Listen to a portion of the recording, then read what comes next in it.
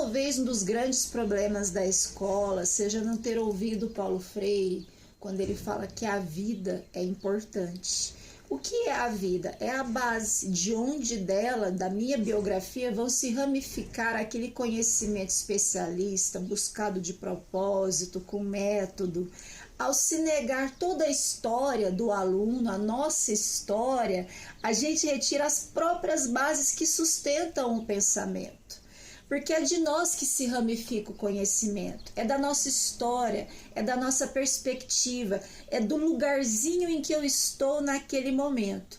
Por isso eu advogo muito como professora de linguagem que se resgate a biografia, que se respeite o que acontece no cotidiano de cada um.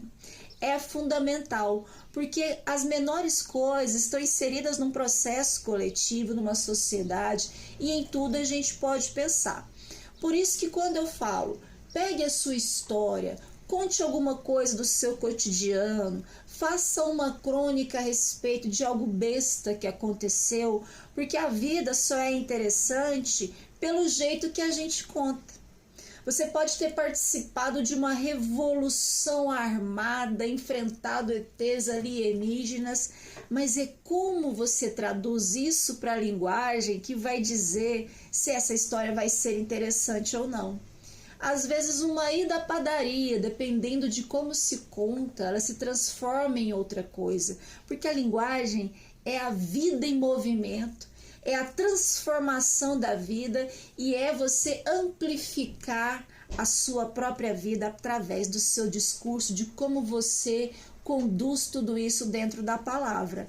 Por isso que quando você escreve um conto, por exemplo, em terceira pessoa, e essa terceira pessoa é você analisando algo que aconteceu da sua vida, esse distanciamento, esse se transformar em personagem, propicia uma autoanálise imensa, um resgate, uma epifania, uma catarse das emoções, porque eu começo a contar ali o que aconteceu na minha vida e de repente, olhando de fora para mim mesma ali como personagem, eu ganho coragens de pensar, de admitir, de construir a partir disso.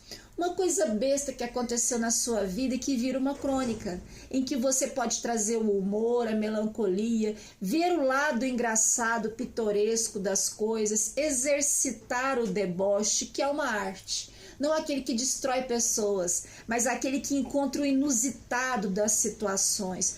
Treinar o seu olhar no dia a dia para não só ficar mecanizado, robotizado, seguindo o esquema prévio, mas de entender que por trás daquilo ali há algo interessante, uma perspectiva que ninguém parou para olhar. Isso é o exercício da criatividade. O processo de reflexão é criativo por excelência. Quando a gente vai fazer uma tese, doutorado, algum artigo, o mais importante é escolher o tema. E esse tema geralmente só é bom se a gente foi criativo para ter um olhar que ninguém teve ainda. Pense, dois corpos não ocupam o mesmo lugar no espaço, certo? Então a minha perspectiva é totalmente única. Esse lugar em que eu estou agora, sendo o que eu sou neste momento, é absolutamente único e eu posso aproveitar isso.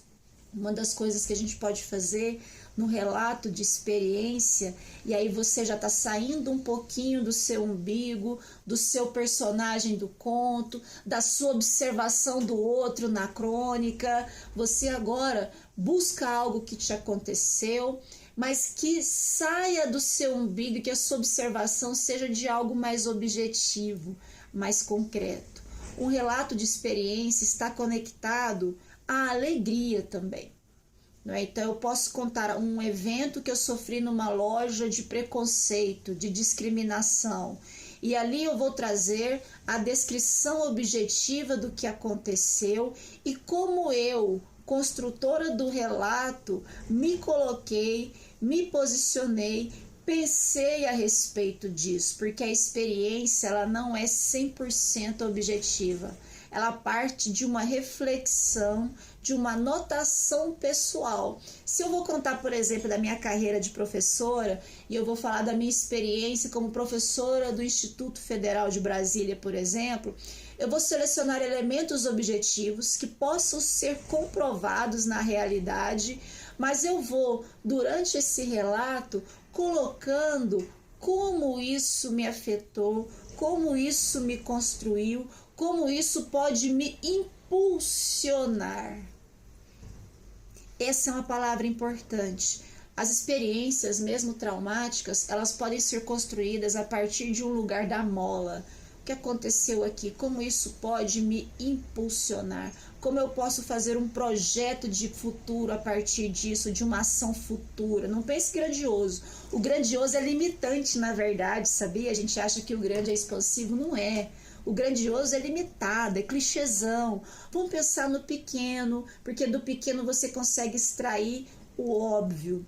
Então, se você é aluno, por exemplo, vai fazer um relato de experiência de como é ser aluno de tal instituição, como foi participar de tal projeto, como foi participar de tal festival, de tal campeonato, de tal ação, você traga a descrição dos fatos para que eu, leitora, possa acompanhar a sua história, e dentro dessa descrição eu quero saber quem é você dentro desse relato.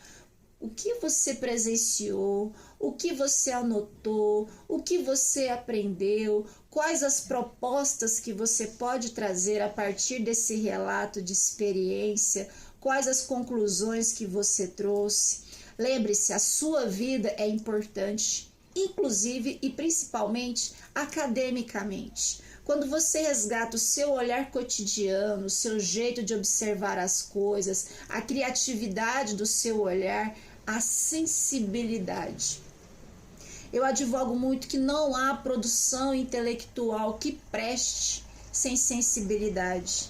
Não há como você, aluno, fazer uma prova para o PAS, para o Enem, para um vestibular, para alguém que vai fazer um concurso, sem que tenha exercitado o seu lado sensível, humano, de observação das coisas, de resgate da delicadeza das coisas, da crueza das coisas, da observação ativa da vida mesma. Você andando de ônibus é um evento histórico, sabia disso? A sua relação com a sua família é um evento social, é uma construção de imaginário, faz parte de narrativas ancestrais milenares de preconceitos cultivados há séculos, há milênios. Quando a gente está aqui olhando agora para esses novos recursos todos, a gente pensa, meu Deus, olha só, tudo novo. Na verdade, são novos mecanismos em que a gente constrói o novo, mas se você for cavar as raízes, estão tão profundas. Quando você, então, escrever o seu texto, lembre-se de resgatar a sua biografia e da sua biografia como um ponto de partida para o estudo de propósito. Não estou advogando que a sua vida sozinha resolve as questões filosóficas, científicas da vida. Mas eu, por exemplo, quando eu fui escrever o Santas Quebradas, que é um livro que fala de violência doméstica, eu parti inclusive dos meus preconceitos, as minhas hipóteses foram até preconceituosas que não se confirmaram, e aí eu comecei a estudar. E na leitura, a cada livro que você lê, a cada informação que você lê, o seu olhar ganha alcance. Tá pequenininho aqui. Aí eu estudei alguma coisa. Meu Deus, eu não tinha preparado, não estava preparado para ver isso. Sabe o microscópio? Em que tem um monte de coisas aqui que eu não vejo, mas eu coloco aquela lente e aí tem um monte de coisas acontecendo, de vida, de bichos, de micróbios, sabe-se lá o quê? A leitura, o estudo de qualidade, com leitura de qualidade, com autores que realmente são reconhecidos entre seus pares, que realmente tem estrutura, escopo de estudo para falar disso, eles vão fazendo assim com seus olhos. É como se você estivesse ganhando o poder da alta visão, da visão em profundidade, da visão de longo alcance. Estudar é maravilhoso, aprender é maravilhoso. Pode ser que você não use concretamente, que tem isso, essa ideia de que eu tenho que ter um uso prático para isso, que o estudo deve ser uma ferramenta prática que eu vou ali pragmaticamente agora mesmo resolver. Muitas vezes o que você estuda não vai servir para nada, mas ele vai te construir internamente, te dar profundidade, densidade, para você se colocar no mundo, para você observar o mundo. Nenhum conhecimento cai no chão. Nenhum conhecimento é desperdiçado, nada. Tudo que você aprender, de alguma forma, já se entranhou aqui nas suas células, na sua existência, e agora você está andando a partir do que aprendeu. Se vai usar ou não é outra história. Inclusive tem conhecimentos que a gente busca para poder usar, obviamente. Mas desperte em si o prazer de ler, de aprender, de conhecer. E num relato de experiência, lembre-se de colocar as sequências dos eventos cronologicamente, que eu quero acompanhar cada passo do que aconteceu e eu quero aprender com você como funciona, como eu posso perceber a vida através dos seus olhos. No seu relato de experiência, conta para mim, me dá seus olhos para poder enxergar o mundo e aí compreender melhor esse mundo e você, autor.